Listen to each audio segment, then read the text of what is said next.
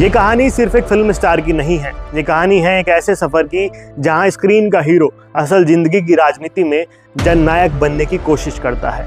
ये कहानी है जोसेफ विजय चंद्रशेखर की, जिन्हें दुनिया थलापति विजय के नाम से जानती है, और 2026 तक उनके मुख्यमंत्री बनने की संभावना ने पूरे भारत का ध्यान अपनी ओर खींच लिया।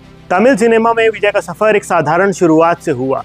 एक चाइल्ड आर्टिस्ट के रूप में करियर शुरू करने वाले विजय ने धीरे खुद को एक ऐसे सुपरस्टार में बदल लिया जिसकी फिल्मों में सिर्फ मनोरंजन नहीं बल्कि एक संदेश भी होता था। गरीबों के लिए आवाज उठाना, भ्रष्टाचार के खिलाफ खड़े होना और सिस्टम को चुनौती देना। उनकी फिल्मों में दिखने वाला मसीहा इमेज धीरे धीरे जनता के दिमाग में असली बनती गई। यही वजह रही कि उनका फैन बेस सिर्फ दर्शक नहीं बल्कि एक भावनात्मक सपोर्ट सिस्टम बन गया, जो आगे चलकर उनकी सबसे बड़ी राजनीतिक ताकत बना। 2024 के आसपास जब देश में राजनीतिक हलचल तेज थी, विजय ने एक बड़ा फैसला लिया। उन्होंने अपनी राजनीतिक पार्टी तमिलगा वेत्री कजगम टीवीके की स्थापना की। दिलचस्प बात यह रही कि उन्होंने सीधे चुनाव मैदान में कूदने के बजाय शुरुआती दौर में ग्राउंड वर्क पर ध्यान दिया। उन्होंने अपने हजारों फैन क्लब्स को धीरे धीरे एक डिसिप्लिन्ड पॉलिटिकल कैडर में बदलना शुरू किया। गांव-गांव, शहर-शहर संगठन खड़ा किया गया। ये कोई जल्दबाजी में लिया गया फैसला नहीं था, बल्कि एक सोची समझी रणनीति थी जिसका हर कदम प्लान किया गया था। इस दौरान विजय ने एक साइलेंट स्ट्रेटेजी अपनाई, कम बोलना, ज्यादा काम का प्रदर्शन करना। उन्होंने बड़े पॉलिटिकल रैली से ज्यादा ग्रास रूट्स कनेक्शन पर फोकस किया। युवाओं को जोड़ा गया, सोशल मीडिया का स्मार्ट इस्तेमाल किया गया और एक नई पॉलिटिकल आइडेंटिटी बनाई गई कि ये पार्टी कुछ नया करने वाली है। उनकी स्ट्रेटेजी को कई एनालिस्ट ने 6 फेज पॉलिटिकल मॉडल कहा, जिसमें फैन बेस को वोट बैंक में बदलना, कैडर बिल्डिंग, आइडेंटिटी क्रिएशन और मास मोबिलाइजेशन जैसे स्टेप्स शामिल थे। धीरे धीरे टीवी के एक नई पॉलिटिकल फोर्स के रूप में उभरने लगी। 2026 के तमिलनाडु विधानसभा चुनाव से पहले विजय ने अपना 40 पॉइंट का मैनिफेस्टो जारी किया, जो उनके कैंपेन का बैकबोन बना। इसमें महिलाओं के लिए फाइनेंशियल असिस्टेंस, युवाओं के लिए रोजगार और स्किल डेवलपमेंट, किसानों के लिए लोन रिलीफ और गवर्नेंस में ट्रांसपेरेंसी जैसे मुद्दे शामिल थे। यही मैनिफेस्टो सिर्फ वादों की लिस्ट नहीं था, बल्कि एक विजन डॉक्यूमेंट की तरह पेश किया गया, जिसने खासकर जेन ज़ी और फर्स्ट टाइम वोटर्स को आकर्षित किया। ये वही वर्ग था जो ट्रेडिशनल पॉलिटिक्स से थक चुका था और एक नए विकल्प की तलाश में था। दरअसल तमिलनाडु में पिछले काफी सालों से लोग द्रविड़ राजनीति से छुटकारा भी चाहते थे। जब 2026 के चुनाव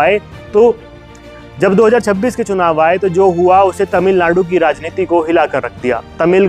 तमिलगा वेत्री कजगम ने पहली बार चुनाव लड़ा और सीधे 100 से ज्यादा सीटों पर मजबूत प्रदर्शन किया और जीत दर्ज की। राज्य की सबसे 2 पुरानी और बड़ी पार्टियां डीएमके और एआईएडीएमके अचानक एक नए चैलेंजर के सामने कमजोर नजर आने लगी। ये सिर्फ एक चुनाव नहीं था, ये एक पॉलिटिकल शिफ्ट था, जहां जनता ने एस्टैब्लिश्ड पार्टीज के खिलाफ एक नए चेहरे को मौका देने का फैसला किया। गौरतलब है कि तमिलनाडु में इस तरह सेलिब्रिटी को पसंद किए जाना कोई नई बात नहीं है। हालांकि सबसे बड़ा सवाल यही है, क्या विजय मुख्यमंत्री बन पाएंगे? चुनावी नतीजों में उन्हें एक किंग मेकर या पोटेंशियल सीएम के रूप में जरूर स्थापित कर दिया, लेकिन पूर्ण बहुमत का आंकड़ा उनके लिए थोड़ी सी ही चुनौती बना रहा। मीडिया रिपोर्ट्स में हम लोगों ने देख ही लिया है कि लगभग विजय सीएम बनने के लिए तैयार हैं, सिर्फ अलायंस की जरूरत होगी। लेकिन एक बात साफ है, विजय अब सिर्फ एक्टर नहीं रहे बल्कि तमिलनाडु की राजनीति के सबसे बड़े चेहरों में शामिल हो चुके हैं। इस पूरे सफर में उनकी सफलता के पीछे कई कारण रहे। सबसे पहला, उनकी जबरदस्त फैन फॉलोइंग जो ब्लाइंड सपोर्ट में बदल गई। शुरुआत में किसी को इतना अंदाजा नहीं था। दूसरा, युवाओं के साथ खासकर जेन ज़ी, जिसने उन्हें एक फ्रेश अल्टरनेटिव के रूप में देखा। तीसरा, उनकी क्लीन इमेज जो ट्रेडिशनल नेताओं से थोड़ी अलग थी। चौथा, उनकी पॉलिसीज जो सीधे आम आदमी को टारगेट करती है। और पांचवा, उनकी मॉडर्न कैंपेन स्ट्रेटेजी जिसमें डिजिटल मीडिया का जबरदस्त इस्तेमाल किया गया। साथ ही पिछली सरकार की एंटी इनकम्बेंसी ने भी और द्रविड़ राजनीति की एंटी इनकम्बेंसी ने भी अपना रोल निभाया।